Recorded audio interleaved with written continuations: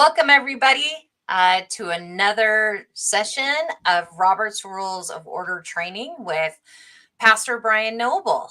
Brian, thanks Hey, for being with us again. hey, thanks for having me on, MJ. I You I have been loving Unbolted. Your interviews have been amazing.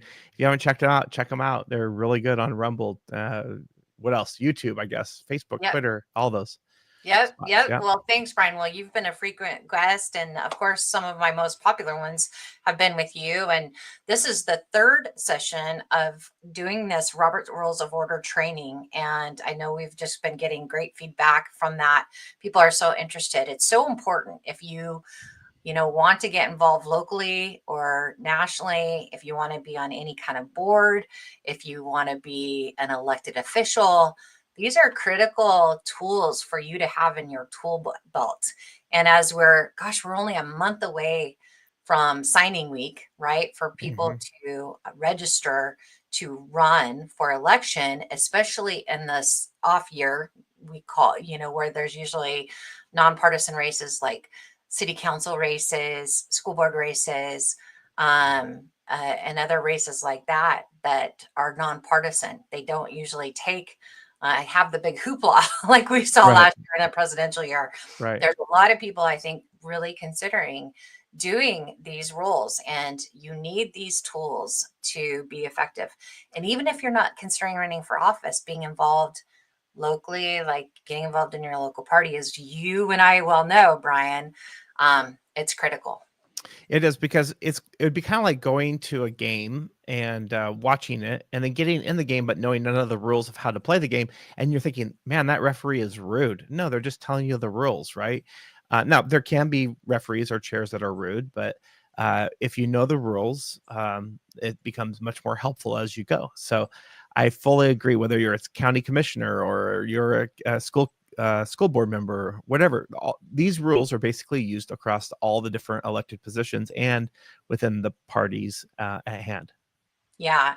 And they can be used correctly, and they can be weaponized and used nefariously. So if you Yep. aren't aware, you can kind of get steamrolled. We've seen that happen, haven't we? Yeah, and I would also say, and they can be used with a lot of ignorance. So a lot of times there's chairs who just do not know what they're doing. Unfortunately, I'm not making fun of them. I've been there. It's intense. It can be intense at times. And out of ignorance, they shut something down or they open something up. They just don't know. They just really don't know. And so that's part of why we're doing this. So Right. And again, this is session 3 of our training. So if you miss the other sessions, I really encourage you to go back and watch them. There's little nuggets here and there. Uh, Brian was part of an organization where he wrote these books that we'll be sharing from. And we'll put in the links too of how you can access those online.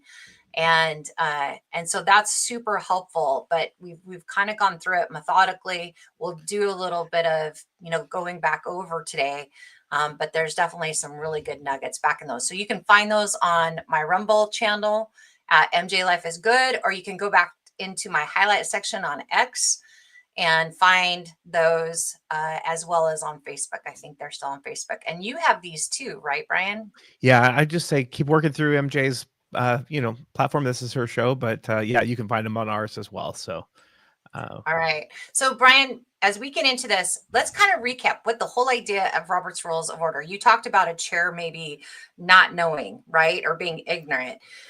What can happen if somebody isn't aware of what these tools are and the why? What is the why for well, using this? the reason is, let me show you this, is that oftentimes meetings look like this, kind of scrambled all over the place, and you're like, what is going on?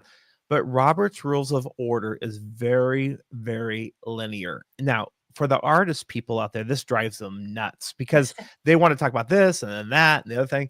It's not like that in Robert's Rules. It's very, very, linear. And I like to use the hand. Let's see if I can get my hand. So this is controlled, right? Where there's tyranny, controlled power. Actually, this is the symbol of communist Marxism, right? And this is where we're supposed to have open handshakes, and that's how Robert's Rules is supposed to work with, right? So the chair isn't supposed to be a tyrant and hold on to power. It's really the chair is the referee and helping us through the process, moving it from chaotic to very, very linear. And this, like I said, if you don't know the rules, this can be very um, confusing. Or what do I say? You think someone's being overly, guarded, but it really is very linear that way. Uh, Yeah. Or formal. It can feel or formal that's sometimes. the word I was looking for.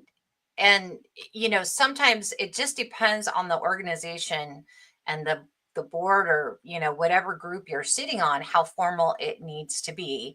The more people, usually the more formality there needs to be. But the whole idea is to have an effective meeting, an effective get things done. And you have to have a process, a way of doing that, that everyone agrees on to do that. I mean, I think we've all been part of meetings that all that happened is people talked and nothing got done. And Right. I don't know about you, Brian, but I don't have time for that anymore. No one does. No one does. Yeah, it's hard. And then let me quickly define the chair's role, because I think that's usually the most misunderstood role. The chair is the traffic cop. In other words, he's directing the traffic. He or she is directing the traffic. The chair is the referee, and the chair is, I'll say, the first line of judgment, or judge, right? So there's a way to appeal the decision of the chair, but really the chair judges initially, at least, and the chair keeps the time. And so the chair is really not one of the players on the team. I mean, in essence, that person is making sure that rules are followed, things are moving forward, the time is honored, and that kind of thing. The members of the board are on this team. They get to play the game. And this is the number one thing that I see people get confused about as they go through. Now, there's other positions like treasurer and a vice chair and all these kind of things. I'm not going to go into those right now, but it is important to know those roles. Yeah, for sure. I think of a chair as a facilitator. You're helping to hold the space for a healthy conversation and to get business done, where all members of that body are, equally have the right to communicate and tell their side of the story and debate an issue. Right, exactly. And that's where there's a couple different spots. General information, I like to do the hands in a circle. This is where you're listening to reports, gathering information. And then there's how decisions are made, and that is through emotion, which is very linear. You go up the pyramid and down the pyramid. And so the chair facilitates a lot of this, where you're getting general information, that's that circle, and then up the pyramid, down the pyramid. And how decisions are made, they are made through main motions. Right. So there's a main motion. So we're going to go into this, but we're just kind of recapping here. General information is just listening to reports from the treasurer, or maybe it's a committee, or whatever. But then decisions are made through a motion, and you have the most simplified version is a main motion that flows up, and then you go back down, and we'll get more into that today as we go. Right. Right. So. So one of the things you worked with is Peacemaker Ministries to help develop these tools, right, Brian? And they have a really amazing app where a lot of these tools, the cheat sheets we're going to talk about, are, correct? Exactly. It's the Peacemaker Ministries app. You can download it on the Google Play or Apple App Store. All this information is free on there. And some of these ideas, I mean, just for credit, I've seen on the internet and other places. So they're not all original to me, but the design and layout is kind of what we achieve to make it simple for us to learn together. So, but yes, the Peacemaker Ministries app and the Google Play or Apple App Store, you can download it, and then you go down to Robert's Rules of Order, and you'll see it in there. Yeah. And you worked with, I just want to give a little more context.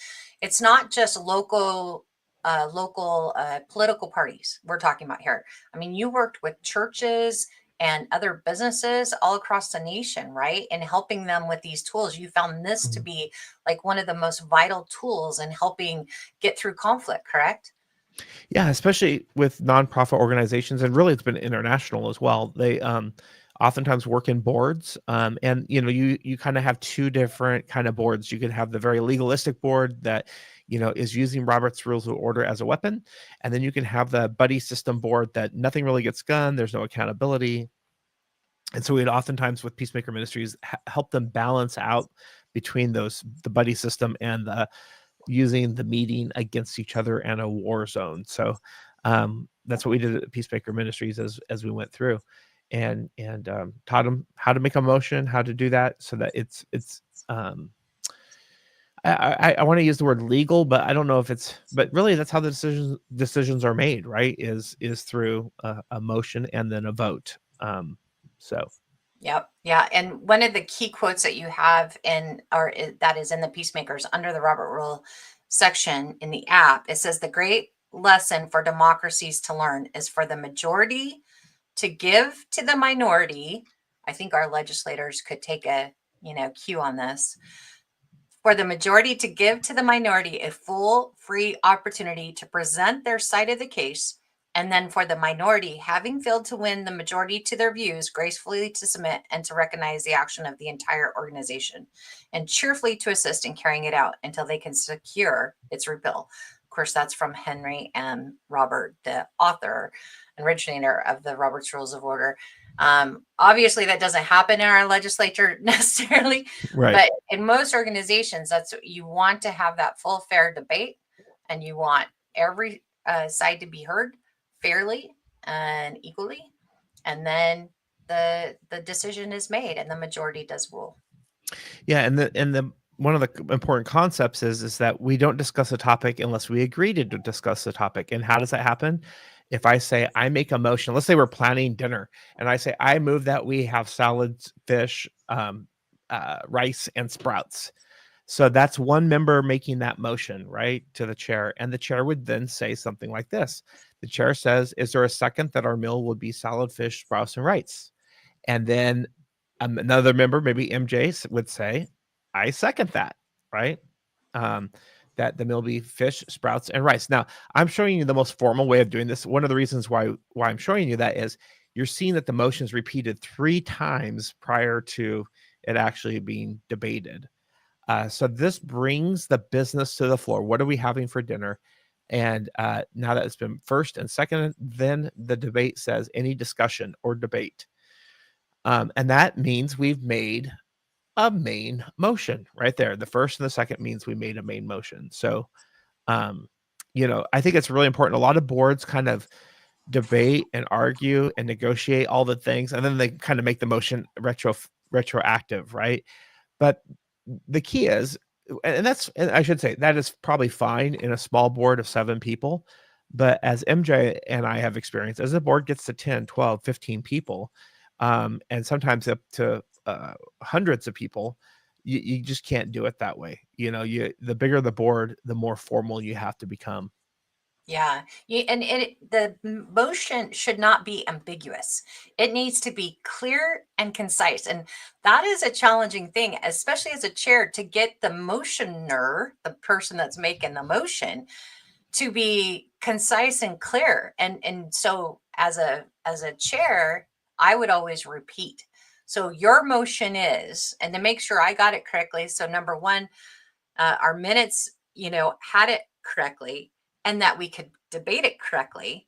And we knew what we were talking about. Did it, if it rambles on and on, the motion should be usually a sentence. I mean, maybe 2, but Yeah, I mean, it should exactly. be concise. It should be very, very clear.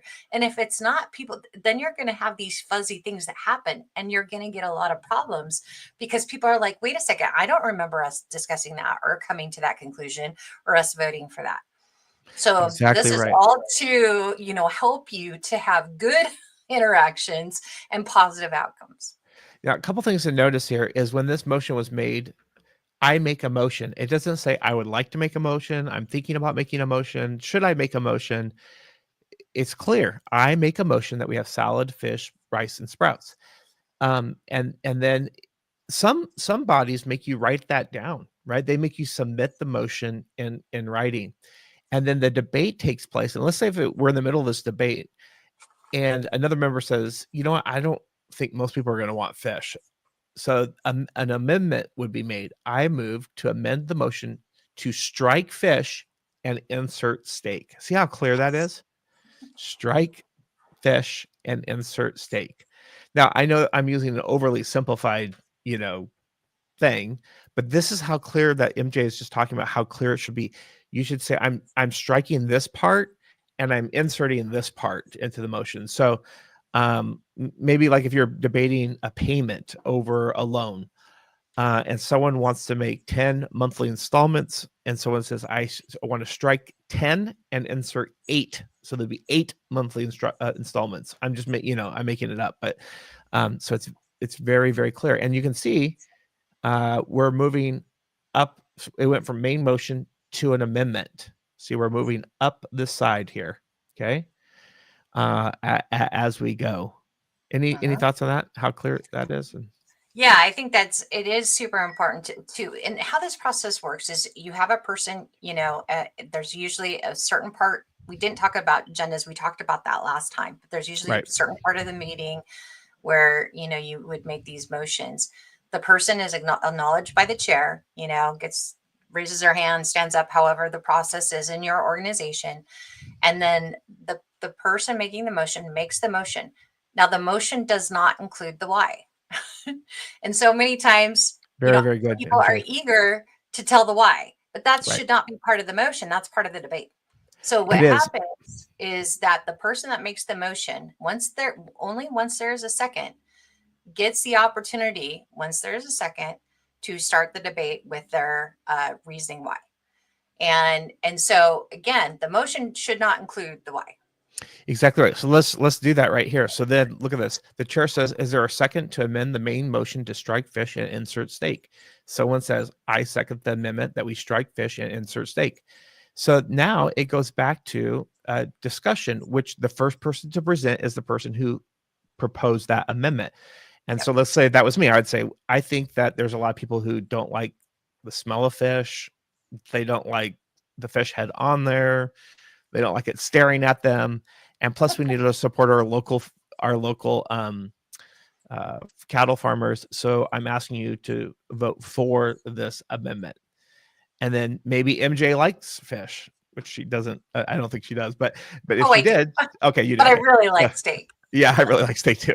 So then she would talk about why fish, and they would go back and forth between those who want fish and those who want steak, right? So and talk about how that discussion usually goes, Brian. I know that, again, some of this is recap, but usually what's the ideal?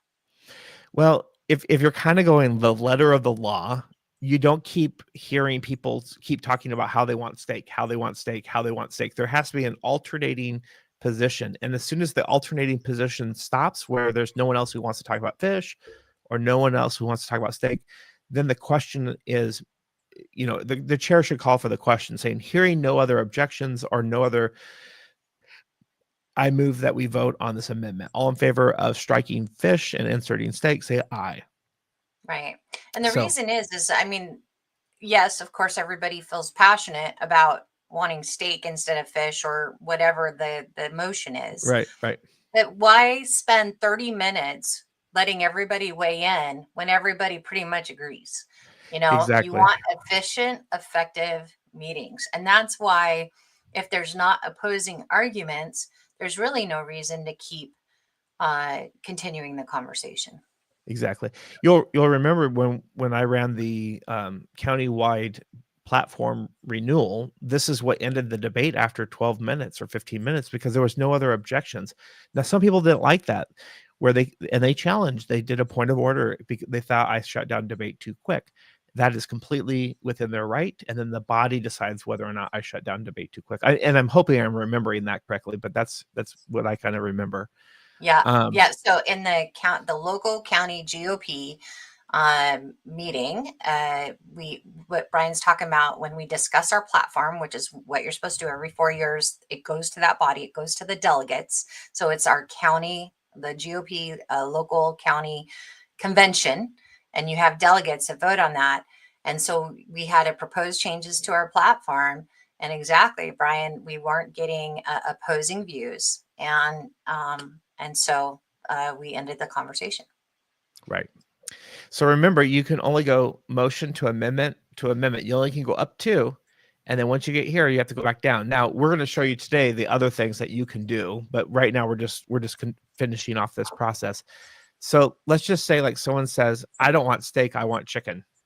So a member says, I move to amend the amendment to strike steak and insert chicken. Now, this could have been, I move to amend the amendment that we strike salad and insert dessert, right? I mean, it could be anything on here. But we're just going to keep with the proteins. So as long as it's germane, again, as long it's as germane. it's germane Mhm. to the original motion, it's within that context. It's not adding something like, and spend $500 for, On right. balloons. Yeah, exactly. So all these items were on the motion, and then there would be a second to strike. I mean, is there a second to strike it? And then again, we would go back to there's a second. We go back to the chair says the discussion, and the person who made that amendment, the amendment, would begin. So there would be debate, and then there would be a vote. And this is where it gets people confused a little bit, because the first thing you're voting on is striking chicken. Striking steak and inserting chicken. So if that passes, then you're going to go back to the main motion, because now all this stuff is worked out. But let's say the chicken fails, and now you're going to vote on striking fish and inserting steak. So you're doing that, and then the main motion would be the entire meal that you're voting on. So the amended meal, if those amendments passed. exactly. So you end up voting on the whole thing 3 times on the way down, depending on what passes and what fails. But you would see that, you're ending up at the end of the day, you're going to vote on chicken, sprouts, assuming that steak, was lost, chicken, sprouts, rice, and salad. And so that would be the motion passes that we're going to serve chicken, salad, sprouts, and rice. And again, that's that moving up and then down. Yep. And that's So a little bit confusing for people, but yeah. it is, but once you get it, and I remember when you first did some training before we were even, I believe, elected to the county GOP board, you talked about how it's just there's 3 levels, and that's as high as you go. So again, you start with the main motion, you move up if you have an amendment, and then you can move up one more time if you have an amendment to the amendment, and then you can't add any more amendings. That's as Right. far as it goes. And then you have to work back down back to the main motion. Once you kind of Exactly. get that, it works pretty good. And again, having a chair repeat where you're at, make sure that everybody understands what it is that is being voted on really helps. And you can always request that too. Like, what are we voting on? Every member of a body. So when we're talking about a member of the voting body, it depends on your organization. In a local county GOP, we have PCOs that are a member of the central committee meeting. So when we have those meetings, then the PCOs have the right to vote, and they are voting members of that body. When we have executive board meetings, they are not necessarily part of that voting body. You have to be a board member to be part of that voting body. Right. And so again, you just have to understand how your organization is structured. Now, let's say on our little illustration, you're exactly right, MJ. You have to understand that structure. And remember, a committee can suggest a motion, like when they come back. That sometimes helps out boards. Here's a suggestion, but a board member still has to make that actual motion if they want to do that. So here we had fish. Ryan, hold on. Sorry to stop you on that one, Yeah. but we actually the committee chair the committee can make the motion, because I got challenged on that. And Robert's were they a member of the yeah, I think that's an interpretation. If I was parliamentarian, I would say no. So anyway. but that's so if Yeah. you feel like there is an error, you can challenge the chair, on their recommendation. It's not personal. It's just like, hey, we believe this is to be true. And so that's what happened in that situation. And they brought the evidence of why they thought that was true. Yeah. And the parliamentarian agreed with them. And so we changed that practice. Yeah. And that's completely fine. And maybe if they showed me the reference, my mind would be changed as well. But I would like to see that reference because I think something's out of context, but that's okay. So main motions made here. Here it was fish. Here it was steak. Here it was chicken, and then chicken went all the way down to here, and that goes up. But there's other things that you can do, right? I mean, and that's where we kind of want to go today a little bit, because what we just did there was recap about how a decision is made. And so you can refer to committee, you can postpone, you can ask for the previous question, lay on the table, point of parliamentary inquiry, or you can adjourn. So I want to share with you this, but before I do that, MJ just brought up something really important. Let's say like we pass the chicken, sprouts, rice, and salad, and then I make another motion. And I say, I move that we strike. I mean, I want to, instead of salad, I move that we don't have salad, we have dessert. I can't do that. The motion's already passed. I can just add to it and just say, I move that we also add dessert, right? So what I'm saying is it's going to be salad plus dessert, right? Or I move that we buy balloons, a separate motion. After a motion's been closed, you can't easily go back to do that. And there's a way to do it, and I can show you, but just know that it's a couple of steps in order to do that. Right. So let's talk about these motions here. So some of the most common. Refer to committee. MJ, do you want to comment on that one? Yes, this is a really good one because to me, when you're in a board meeting, it shouldn't be a committee work. There's reasons why you have committees, and that's to do the deep diving into whatever the issue is that has been delegated to the committee. So sometimes that's an event. It depends on your organization, because you could spend the whole meeting debating little details that are important. I'm not saying they're not important. They are important, but it can derail the other business that needs to get accomplished. So let's say you have an event and you have to get all the details for that event. It is great to have an event committee or a Lincoln Day committee, even, right? That discusses those details.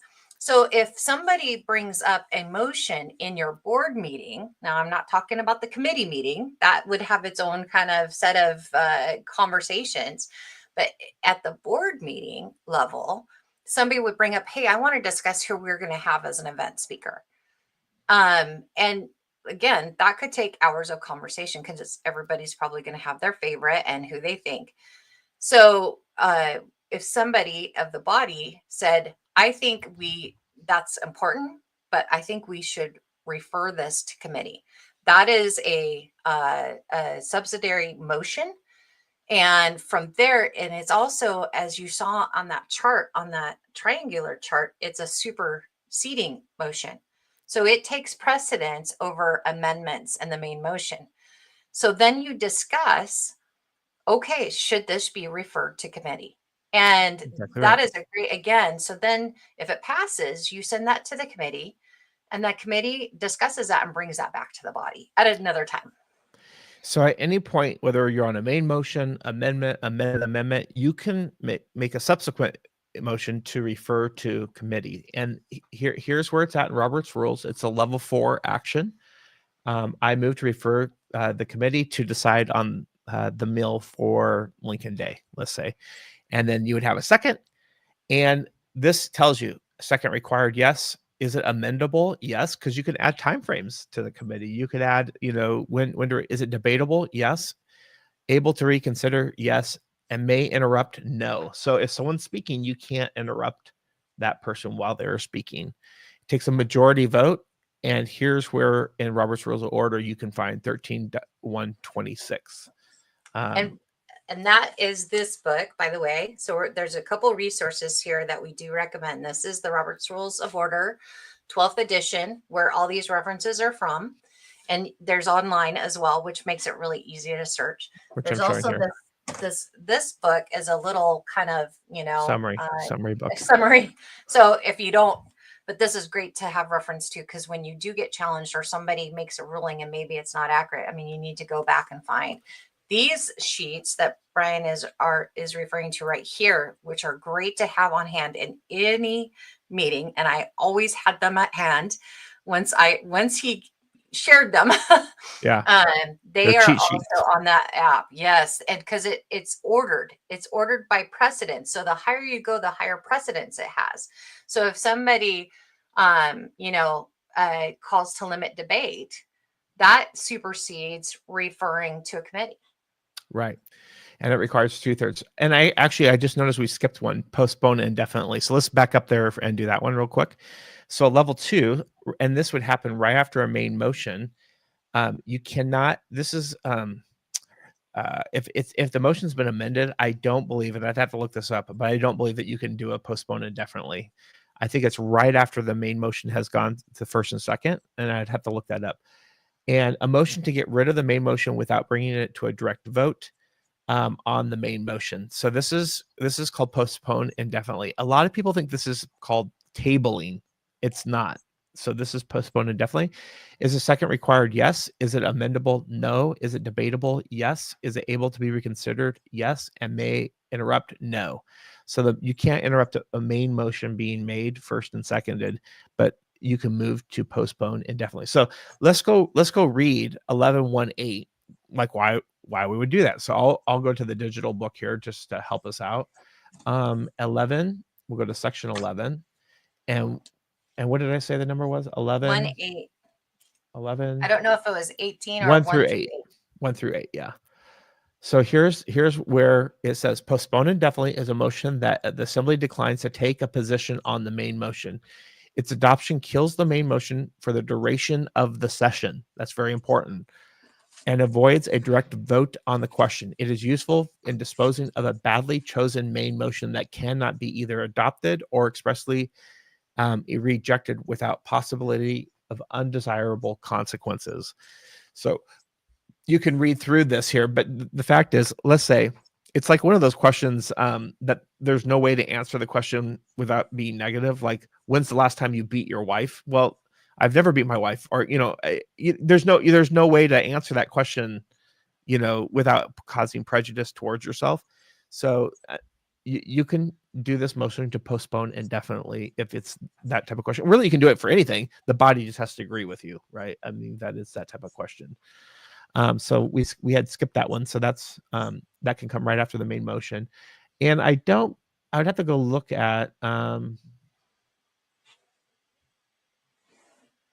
it says takes precedence over nothing except the main question. Yeah, see? It's only after the main motion. Well, and I can see this maybe somebody made the motion, maybe somebody seconded it, but as you're getting into it, it's like, okay, maybe it just is a mute point, or maybe it's just not good for the body. I mean, I think it sounds like there's really no limit on the why. I mean, you probably, right. And so it takes a second. It's debatable. And did you say it's a majority? So you would just have to get a majority of people to rule with you that for some reason the motion that was made really wasn't helpful, Right. And a lot of times people try to lay it on the table as postpone indefinitely, but that's okay. I mean, it's just the wrong term. Yeah. But I'll explain that one in just a minute. Anything else on that one? Nope. Postpone indefinitely. Okay. I've never talked about that one before, so that was new for me. Yeah. And so you can read it. It's there. Here it gives you some examples. Robert's Rules of Order is not short on their examples or language, because it's pretty thorough. So okay. So postpone indefinitely. That's a good one. Refer to a committee, as we just mentioned, that if you want to have further research or modified this, when you refer to a committee, if a committee is not formed, you can form the committee right there in that moment. You can say, I like to refer this to a committee, and that the committee be formed of these 3 people or whatever. You can do that if the committee is not formed already. So we had a bylaws committee. We had an events committee. We had an election committee. So we kind of had these, you think of it like a specializing. Right. And we've talked about committees before, but committees are really important. They're delegated authority. So the the body of the organization, if we're talking about a board, they delegate the authority to a committee for a special purpose. And that is usually discussed by the board on what that purpose is. And so then, yeah, when you come up with an item, it's like, that's that committee's specialty. Let's refer that to them. Let's let them debate it, Right. hopefully using the same Robert's Rules of Orders so that, everybody's weighing in and you don't have a tyrannical rule. And then they're going to come back with their suggestion. The board's still going to get the opportunity to discuss the outcome of that debate and their recommendations. So the board gets the final recommendation, right? And that decision. So you're not just handing it over. It's just you're delegating that research and that deeper dive into that subject matter to a committee. Yeah. So very, very useful. And if like maybe you're not on a party board, maybe you're on a church board and you have a building committee, or you have men's ministry or women's ministry or kids ministry, you may send it over to those groups to do that. So limit debate. Oh no, Let's talk about postponed to a certain time. Yeah. So again, it takes a second. I moved to postpone to the next meeting is probably pretty common. It's amendable. It is debatable. Are you able to? You're seeing this able to reconsider, and I'll address that in just a minute. And can you interrupt? And remember, interrupt means if someone's speaking or debating, can I interrupt them? If someone's making a motion, can I interrupt them? Right? That's this is no. So it takes a majority of the people to do that. Yeah. So this is where people often confuse. Let's table this with this motion. They're laying on the table is something different. So This is the correct verbiage. Postpone to a certain time. This conversation, this motion, this debate. And so it's specific. It's postponing to a certain time. So you got to have that time. And so it will come back around, right? It's not indefinitely like the other one. But this motion would supersede main motion or amendments. All right. Real quick, Brian, I just want to remind our audience too, please go comment and add any questions you have or or just say hi and let us know you're there. Hopefully our comments are working, and smash that like button too on whatever platform that helps us kind of, spread the love, spread the joy out so more people get to see it. But we'd love to hear some feedback from you. If you've got questions about any of this, or even examples of challenges that you've had in your experience.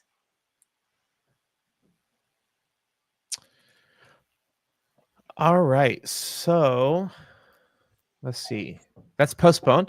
Limit debate. So this is oftentimes where we assign this on the agenda at the head at the head or the beginning of the meeting.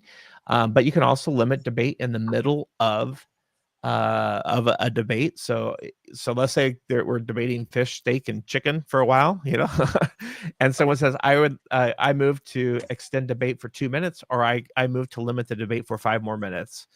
A member can do that. It needs a second. It's amendable. In other words, someone can amend it. Again, if you amend it, it's only 2 steps up and 2 steps down. So now you're on the amendment, and then and down. Able to reconsider, yes. Is it debatable? No, but you can amend it. And then may interrupt, no. But look at this. This requires 2/3. And some people are like, why does that require 2/3? Because if I limit debate, it takes away someone's rights, right? Now, if I extend the debate, I give up one group more rights and take away from another. So it's a double-edged sword. Whether you extend or remove. So it takes 2/3 vote there. Yep. Thoughts and on sometimes, sometimes people have time limits on the agenda, and sometimes you don't. And again, it just depends on your organization and how you're structured and what the decision of the body is on that. Sometimes that can be helpful, sometimes not.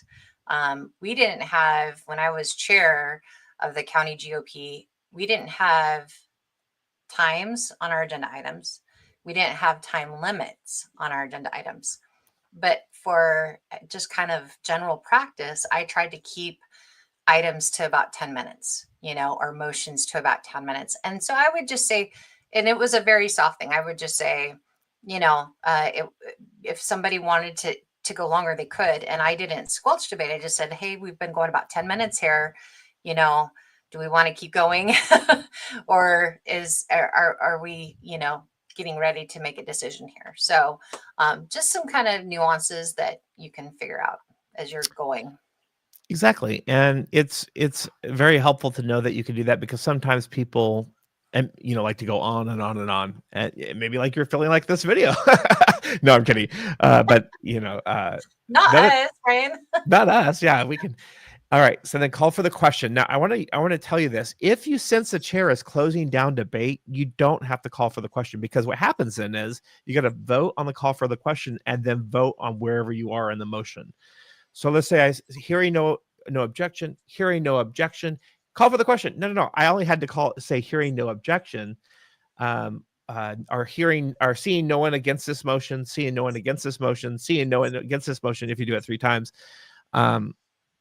I say debate is closed, and I move that we go into the question. So this is if you feel like the chair isn't closing the debate. Okay. And a motion to close debate and to vote on the amendment or a main motion immediately. It's 2/3 vote. Second required, yes. Amendable, no. Debatable, no. Able to reconsider, yes. And may interrupt, no. Okay. Thoughts on that? Nope. All right. And then lay on the table a motion to lay aside a main motion temporarily without setting a time for resuming reconsideration, but with the provision it can be picked up again with a majority vote. So let's say we know that the dinner is going to cost $100 a plate, right? I'm just making this up. But as the committee, as the committee chair, I know also there's another decision for the budget they need to know about, that that we just had an overdraft fee in the bank, and we don't have that money anymore. I'm making this up, right? So I can say I would like to move that, or I move that we table this this motion and lay it down until I disclose something else to you. And so if there's a second, then yes, and that goes forward. We table that. Hey, we had overdraft fees. We have no money to pay for this meal. I need you to know that, and then, can we do that? So that's what it means to lay on the table, and then you can pick it back up again after you've got the other information or what have you, and you can say, hey, let's pick that back up. So then we pick it up because they're more informed. Now, I will tell you that most boards are friendly enough that during debate, they just allow that information to come out. And so, it's not really necessary, but sometimes the order of things matter. And this is one of those things you can set something aside and put it on there. But what most people do is they'll say table it. They're meaning postpone indefinitely or postpone to a certain time. Right. That's usually what they mean by tabling it. Thoughts on that, MJ? No, that's a great example. Yep. You want to be precise. You want to be precise with your wording, which, by the way, the previous question one is often called call for the question. Yes. So the term here in Robert's rules is previous question. So that may ring a bell for some of you. A lot of people will say, I call for the question. That's what that is. It's the previous question motion. Yeah. And sometimes people are like, what's a question? Well, the main motion is a question. The amendment is a question. The amendment is a question.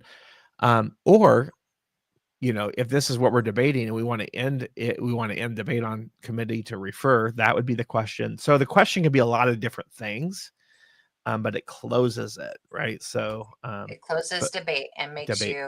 But you do have to have 2/3. You have to vote on that before you can, and it has to pass 2/3 before you could go back to the whatever is being debated. It ends debate. It ends debate. And then the lay on the table, again, I just described, it takes a majority because you're not losing. All right. Now I want to cover this able to reconsider. So this is the order of motions, right? And let's say if I'm on this main motion and we skip up to lay on the table, this takes precedence. In other words, I can't do any of these other motions while we're now laying it on the table. takes precedence. But you see this able to reconsider a number of places. And let's go down here. Reconsider. If in the same session, in other words, the same meeting, that a motion has been voted on no later than the same day or the next day on which a business meeting is held, and new information or a changed situation makes it appear that a different result, a member who voted with the prevailing side can move to reconsider. All right. Second is required? No. Amendable? Blank. In other words, no.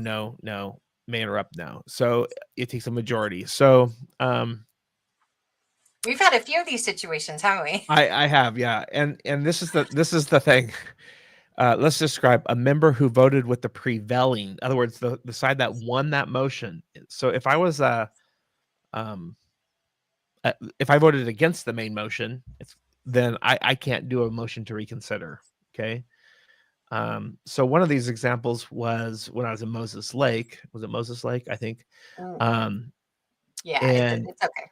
It was I don't remember where I was, but I was trying to explain to the chair that I was not on the prevailing side, but that there is new information from the prevailing side, and the chair got a little bit confused and took my motion as for reals. And I if you remember, I talked to him for 5 minutes and I gave up. I'm like, he's not getting what I'm saying. But the motion was reconsidered. And it was reconsidered. So that's what that's referring to. So you can reconsider, but here's a couple key components. You have to have new information, right? So it needs to be in the same session. That a different result may vary. So here's where it's at in Robert's Rules of Order 37, 1 through 45. There's a lot of information on that. If you go over to the book. The motion actually we were talking about, which is kind of interesting and probably could happen, depending in some often scenarios. It was the motion to suspend the rules and to go into another conversation, right?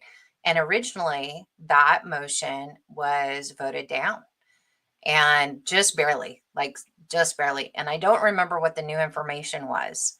But there was new information. And so then it was brought up that we could, if somebody from the prevailing side wanted to reconsider the motion, and it was reconsidered, the suspension of the rules, and it actually did pass the second time. So right. It is a useful tool to understand. It is a useful tool to understand. Unfortunately, I wasn't the one that was supposed to have initiated it, but it at the end it didn't really matter. I don't think too much, but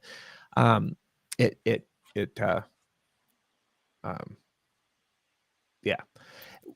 So some may say, well, Brian, then why did you say something? Because the prevailing side wanted to do it, but didn't know how to do it. So I was trying to help out the prevailing side, even though, that they didn't know how to. So that was the reason. All right. So that's where, when it's saying able to reconsider, that's all these things. Look at this. Lay on the table. No. Previous question. Actually, yes. You can reconsider closing the debate. Able to reconsider times. Most of these are yes in here. Okay. So above all these, so let's say we're debating laying on the table, or not debating because it's not debatable, but I can call for the order of the day. A motion is made if the adopted agenda is not being followed. So I can say, call for the order of the day, and it may interrupt. Yes. Otherwise, I'm saying you're off topic. We're not going. And all those rest are no. And it's at the request. The chair's job would be to bring them back aligned to the agenda. Okay. Yep. And again, that goes back to the setting and agreeing upon the agenda, which we did cover in good detail on the last session, I believe, the number 2 training. So if you've got questions about that and how that should be done, again, that is decided on by the body. They decide on the agenda. That's right. And so once that agenda, there's sometimes a lot of discussion just to get to the decision of the agenda, because somebody could raise this point of calling for the orders of the day, and that requires you to go back and follow the agenda. And this is why we're saying get a printout of this from Peacemaker Ministries. And by the way, these sheets are available online as well. You can get them from other places, but get one of these, because you're not going to remember all these things. You're just not. We're all human. We're going to forget. So another tool in your toolbox is raise a question of privilege. And this is where a motion, if a pressing issue, let's say like we've had meetings where it is incredibly hot in the room and people are getting dehydrated and need a water break or a humanitarian break. I raise a question of privilege. The temperature of the room's too hot. It's not confidential. The presence of guest. So seconded required, no. Amendable, no. Debatable, no. Able to reconsider, no. May interrupt, yes. You can interrupt on this. And the chair rules on this. Now, let's say, the chair says it's not too hot, it's cold in here. The motion fails. Well, remember the board or the members can the voting body can say, point of order. We would like to take a vote on the temperature, and then the body as a whole can override that chair decision about the temperature of the room or what have you. Yeah. Oftentimes, if somebody can't hear, this Right. is a place where somebody says, I raise a point of privilege, or, question of privilege, and I cannot hear. Can we do something? Can people talk louder? Right. Yeah. So recess, again, taking a break. This takes precedence. You may need to take a break, a motion to take a break. And here's how you do it. May interrupt, no. Able to reconsider, no. Takes a second, yes. The reason why it's amendable is you could say a 5-minute break, a 10-minute break, a 20-minute break. You can amend it. And then motion to adjourn, to close the meeting, a motion to fix the date and time of the next meeting. So you can at any point close down a meeting if you're a voting member. People don't realize this. I move a motion to consider. Second, yes. And if the body agrees, then the meeting is closed. We stop debate. Yep. All right, so let's go down to point of order. This is one that people love to use. Point of order, point of order, point of order, point of order. All right. Although the presiding officer has the responsibility of enforcing the rules, any member who believes he or she has noticed a case where the chair is failing to do so can call attention to it by making a point of order at the time of the breach. You can interrupt, and here's the page numbers on this. You can interrupt, you can amend. I will tell you that there's also page numbers that if this order is abused, the voting members can discipline the person who's abusing this point of order. Yeah. And part of that is that this gets used a lot, and you can see this is layered on purpose. Again, these cheat sheets. So point of order takes precedence over pretty much everything, right? And so unfortunately, though, it can get abused and used in the wrong way. A lot of people will use point of order, and it should be a point of personal privilege, right, or a point of inquiry. Right. And so it helps to really understand what that point of order is for. So let's say like we go back to can the committee make a motion, right? And I'm chairing it, and MJ says point of order. The committee can make a motion, and she's calling that because I've taken away her right. So I just did a quick Google search, and it says on AI says under Robert's rule, a committee, even if it's not a member of the board, can make a motion, but only if the report's introduced by a member of the legislative body and is presented along with the motion or motions to implement it. So there's a timing issue there. And I was trying to, if I were the chair and I was presented this, especially if I could get it to, I'll just tell you that sometimes AI and Google are your friends when it comes to these things. If you could give me the resource, see if I can get it to give me the resource number. But even from that AI, I would probably say the chair is out of line and rules in favor of MJ that the committee can make a motion during their report.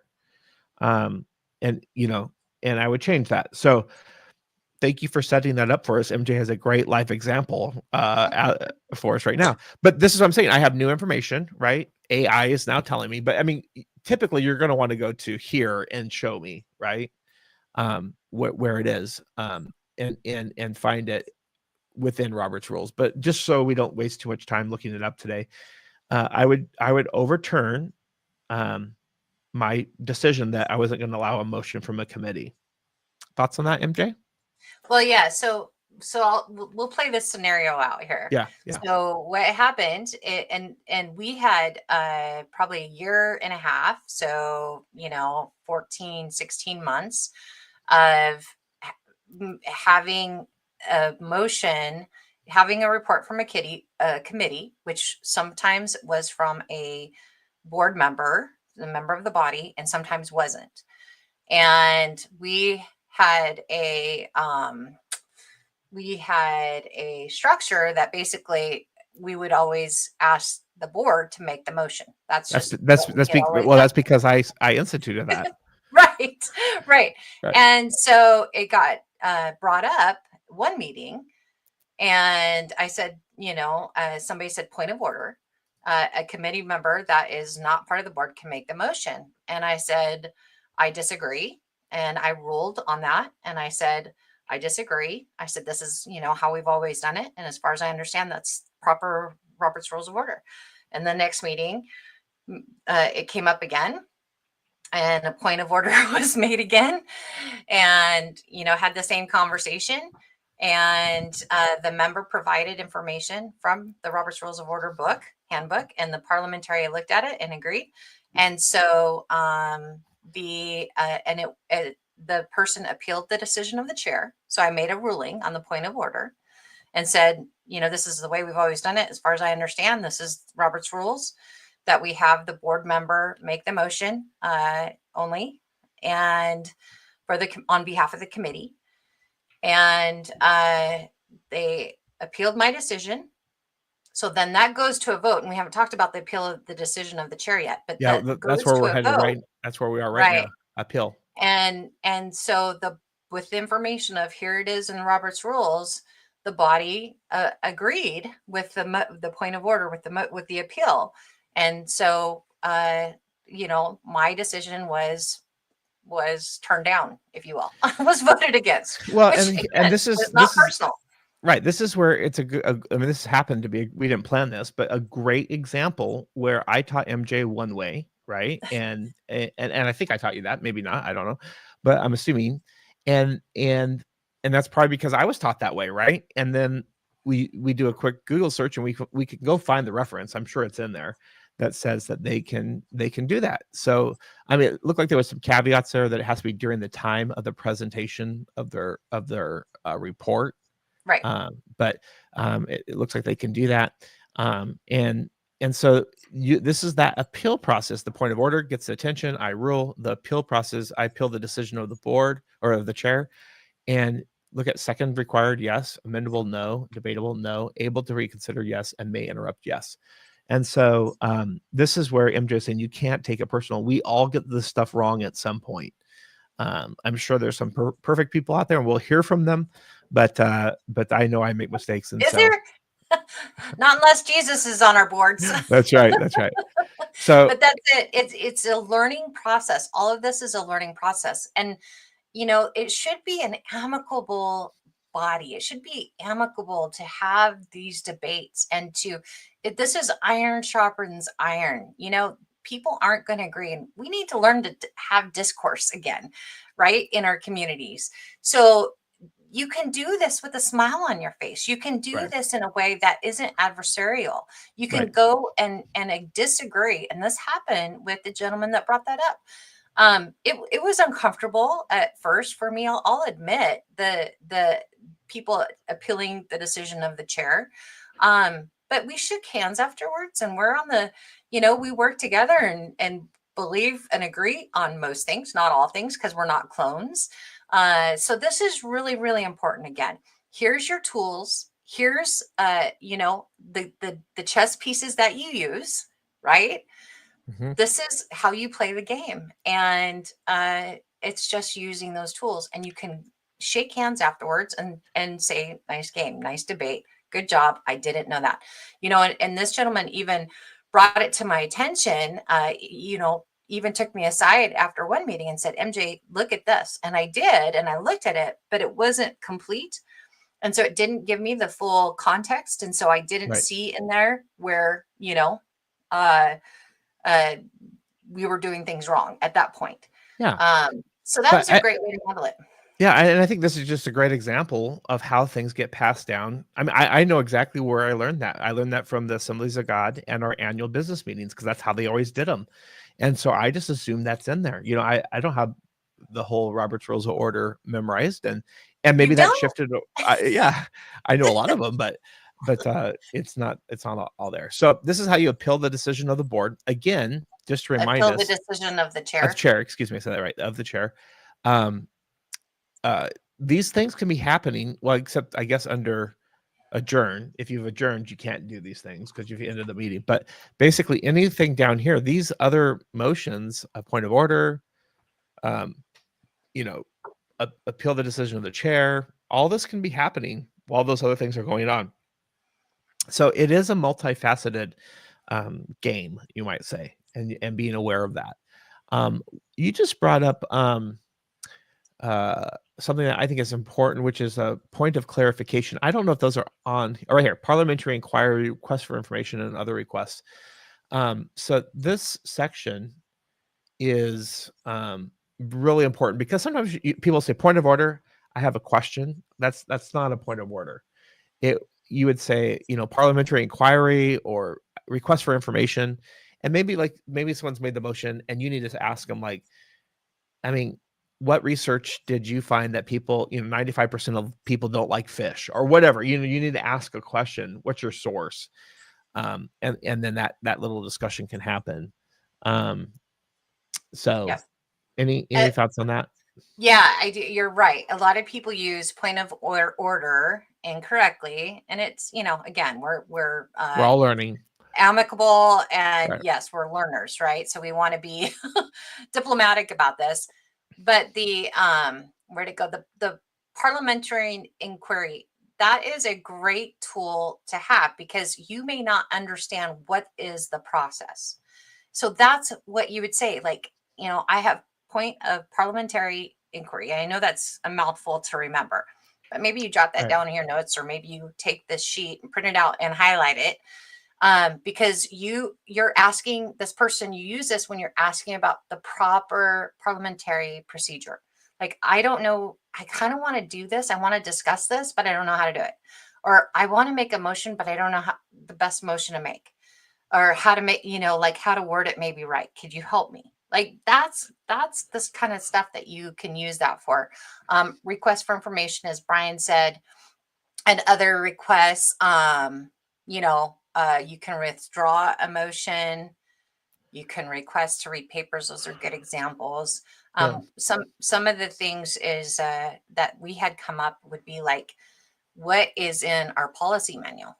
Somebody made a motion to add a policy or to change a policy, but we did, or do something that had to do with a policy, a procedure that we had adopted, but we didn't have it right in front of us, and people hadn't been, Informed. Yeah. shared that information in order to make that decision. So that's something that can be brought up then.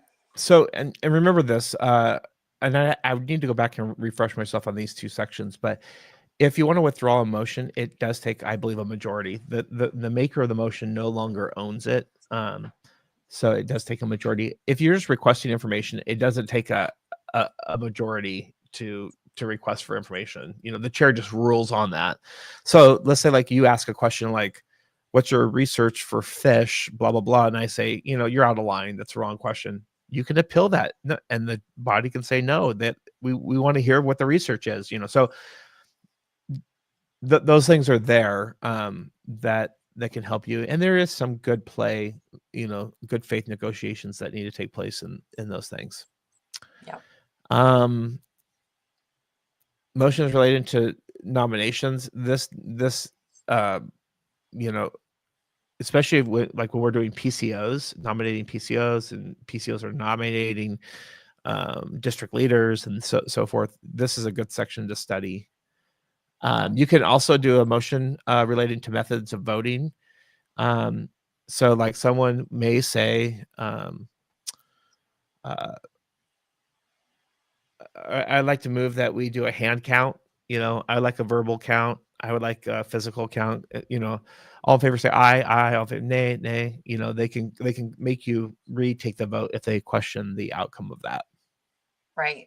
Now, a lot of times you have that if you have a bigger meeting, like a central committee meeting that has maybe 100 or hundreds of people, a lot of that is within the rules that you adopt at the beginning of the meeting on how the voting is going to be done.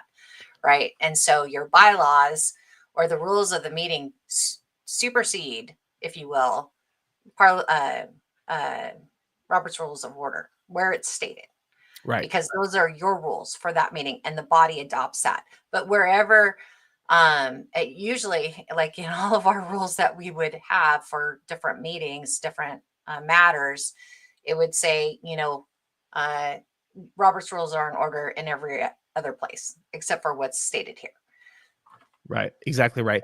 And here, so Robert's Rules of Order are the default rule-based system for organizations that don't have bylaws, just so everyone knows. I mean, it's the default for the state, and the state's bylaws become the default for those nonprofits as well. Division of the assembly. If a member doubts the accuracy of the chair's announcement of the result by voice or by vote, he can, division of the assembly. That means you're requesting a recount in essence. So Yep. And this gets, maybe you've seen this, maybe you all have seen circumstances. I call for division. Now you notice you can interrupt because a lot of times the vote gets taken, the chair rules. If it's a voice vote, aye, nay, and the chair says, the ayes have it. Boom, gavel, on to the next thing, and while somebody's talking, somebody can say, I call for a division. And that basically means, okay, we're going to count this in a different way than just a voice vote, whether it's standing or raising the hand, or it could even go beyond that into a ballot. Yeah. And I think one of the ways that we did it quickly, in case you're running large groups, is we would count off, stand, stand if you're aye, 1, and the person would say 1, 2, and they just go down because there's 500 people in the room. Yep. And so having the ayes count themselves off and say their number and then the nays. So you could actually sorry, Brian, go ahead. Oh, go ahead. I'm curious on these because we're kind of scrolling through up and down these. How do these fall in precedence with the other sheet? Or because these are called incidental motions. So you have your main motions here, which is this part. You have your subsidiary motions, your incidental, and then your privilege. Okay. Yes, I think that's really important for people to understand. So show the privileged ones. We're kind of going through those ones, right? Yeah. So that's on the top, and you'll see they'll say these are your privileged motions. Okay. And these are your subsidiary motions. And then that's your main motion. And usually you're just working up and down on that sheet, but then you have your incidentals, which falls under in between. So they take precedence over this, but not the privilege motions. Okay. Yeah. So the point of that is, let's say, let's take a call for the order of the day. So let's say like someone appeals the decision of the board, and then someone quickly says, I call for the order of the day. They're basically saying, what is going on here? And then as a chair, I'd say, the motion has been, or my decision has been appealed by this member, and we are voting on whether my decision stands or not, right? So that would take precedence over, that privilege motion would take precedence over the appeal that was taking place. Is that a good example? It's kind of complicated, but yeah. And I think what's important to see on this is that point of order is not the top motion. No, it's privilege. The incidentals are, yeah. I mean, excuse me, the privilege are, yep. Mhm. Yeah. So these in this section are the highest. Okay. So if those get called, that takes precedence over other parliamentary procedures. Right. The thing with incidental is, um, when you go back to here, some people actually put this box like motion subsidiary privilege, and this is kind of out here, and it's everything below that. I mean, so it's one of those artistic. How do you show that? But yeah, this is as close as we can get. So, Okay. um, this is another powerful one: division of the question. So, if a motion has two components, let's say like you're building a house and it has property and the building cost. So you have property cost and building cost, right?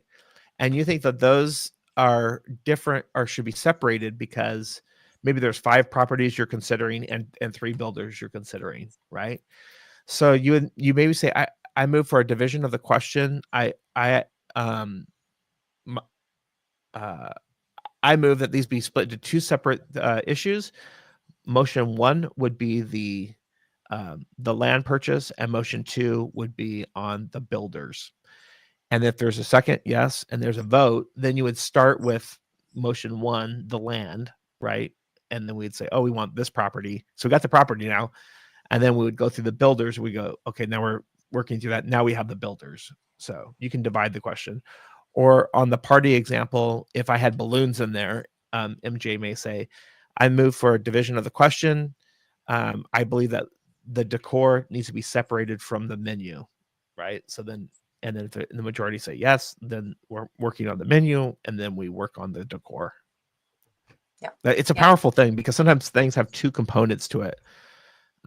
Or you can consider by paragraph if they're very long, the motion's very long, like policy.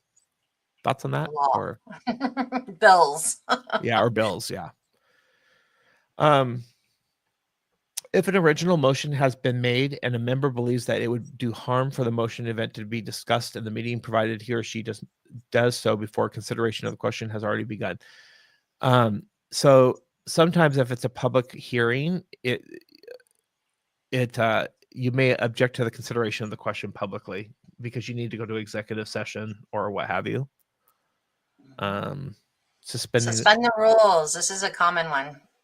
when it is desired that the assembly take up a question or do something that would be a violation of a rule that applies. Yeah. So So again, back to the situation where you have a body and you've adopted rules to kind of, dictate how you're going to proceed. Or you've already adopted rules, let's say that are part of your bylaws or part of your policy and procedure. This is where you'd use a suspend the rules. And I believe, Brian, correct me on this if I'm wrong, but it's specific, right? It's a specific rule that you're usually asking to I, suspend. actually, I think you have more. I would have to refresh myself. I think you have more. I haven't done this because most of mine don't have separate rules that I've led in. So I think you would know more than I would on this. I'd have to go to 25 1 through 20 and look it up. Okay. Yeah. Well, we'll look into that because there Yeah. is some, yeah. So Yeah. so this is part of that. This is something good to bring up. If you're chairing, or even if you're not chairing, if you're a voting member in a meeting and you know that you're going to have a separate set of rules, go back and refresh yourself on what does it mean to suspend the rules? How do the rules? Because none of us are going to remember all these things, and so I do that. I do a prep time to remind myself of I reread parts of the bylaws. I read parts of the of Robert's rules to refresh myself on how those things are. Yeah. And So, if you are a member of a body, you are going to want to get these rules, the rules that are proposed, and every member should have adequate time. A lot of times that's in your bylaws, how much time you get. A lot of times it's 10 days prior to the meeting to look at these rules, or maybe it's not 10 days, but at least it should be some time, to give you some leeway to research these rules and look through it so you understand what the procedure that is being proposed is. And you can look at this and make sure that you have adequate opportunity, you feel, to voice your advocacy. That is exactly right. I will tell you my experience on conflict resolution is those who make the rules win. And so a lot of people are waiting for the day of the meeting to get all their work done, and it really happens all the way before. Try to be on the rules committee. Try Mhm. to, I mean, I know those are just strategies, but it seems to me that those who make the rules win. Yep. So And it behooves you again. I mean, this goes back to your bylaws. And we talked about bylaws a lot in the past two sessions, the former two sessions. We haven't talked them too much today. If you are part of an organization, get your bylaws, print them out, and highlight them. Ryan, how do you recommend that people go through those? Because you've got some good strategies on like different colors and highlighting. yeah. So I pick a color like yellow would be roles and responsibilities. Green would be, or maybe red would be limitations, right? Green would be, things that we can do. And I just start creating my own little grid system so I can quickly find those areas. But typically they're written in an order. Once you've read hundreds of them, I mean, you would start seeing the order like, oh, it's the organization's name, who has the power, how are decisions made, what are notifications, and it works its way through a pattern. And once you start reading that enough, it looks intimidating. But if you just go slowly through it, it's really not. I mean, they're usually pretty straightforward. I have edited and helped change some that are abundantly confusing in organizations, but yeah, those Yeah. are some things. So I'm about out of time for today, but we've taken it up a notch. We went through amendment and we gave you a whole bunch of what these little pyramids mean on incident, subsidiary motions, incidental motions, and privilege motions. Um, Again, I can't emphasize this enough. Go to Peacemaker Ministries app, download it, and get those cheat sheets because it will really help you. It can be right there on your phone. But that preparation before the meeting, that practice before the meeting with yourself, just looking at the agenda, looking at the items, thinking about your strategy is incredibly important because it's really hard to think on the fly when there's a lot of thoughts and emotions happening. Right. And back to just the bylaws, one of the things that you've said, which I really appreciate too, is find the senses that talk about you in the bylaws. Like Right. find out what your Role is. roles, responsibilities, and opportunities are as a PCO, as a member of a church organization.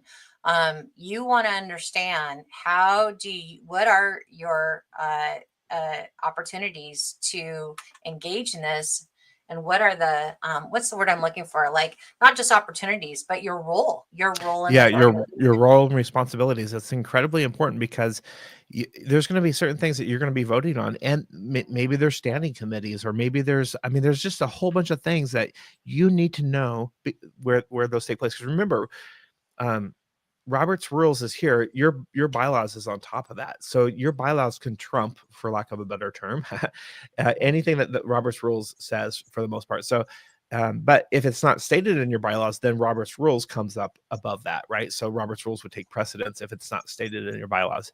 So they work hand in hand, and just knowing those things is incredibly important. So, um, yeah, I Yeah. think we probably pushed the envelope today on a lot of different things, but looking through those sheets and then reading Robert's rules, and they're like, hey, I may try this out this time. And so reading that, that's why I like the Kindle version, because you can search.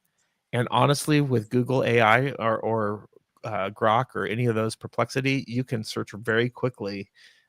Now those resources, of course, you got to double check with the big book that MJ has, but you can find those things out. Yeah, for sure. And our biggest thing is we want you to get involved. We want you to feel empowered to get involved. It's all about getting involved locally. That's how you're going to make impact. Get involved with these organizations. Your public organizations like school boards, like county commissioners, like city councils, they also have what we call Open Public Meetings Act, OPMA laws. So they have to like post the agenda 24 hours, I believe, or maybe it's even 48 hours ahead of time. There's restrictions on what can be changed or what can be added. There are emergency things. So there's things like, even as you as the public want to understand how those organizations operate, because you as a citizen also have rights. You may not be part of that voting body, but a lot of times you can understand how you can talk to somebody and impact or Right. advocate, to help a decision point, or maybe there's a public comment period as well. And this is why elections are so important, whether that be a public elected official or a district leader in your party. You, at that very point, you're taking some of this is what a constitutional republic is. You're taking some of your authority and handing that over. So, like, if MJ is my school board member and I voted for her, I've given some of my rights to her to represent me. Right now, I still have the right to contact her and let her know my opinions, and I may have a right for 30 seconds in the meeting. But I don't. I no longer have the right for the 20-minute discussion within the meeting if the rules don't give me that. So that election, that decision making point of who you entrust and or running yourself is incredibly important as you go. So that's where that place of entrusting comes in. Yes, and just a reminder too, this is an off-year election. There's very important elections that are happening this year for city councils, for county boards, for water boards, for school boards.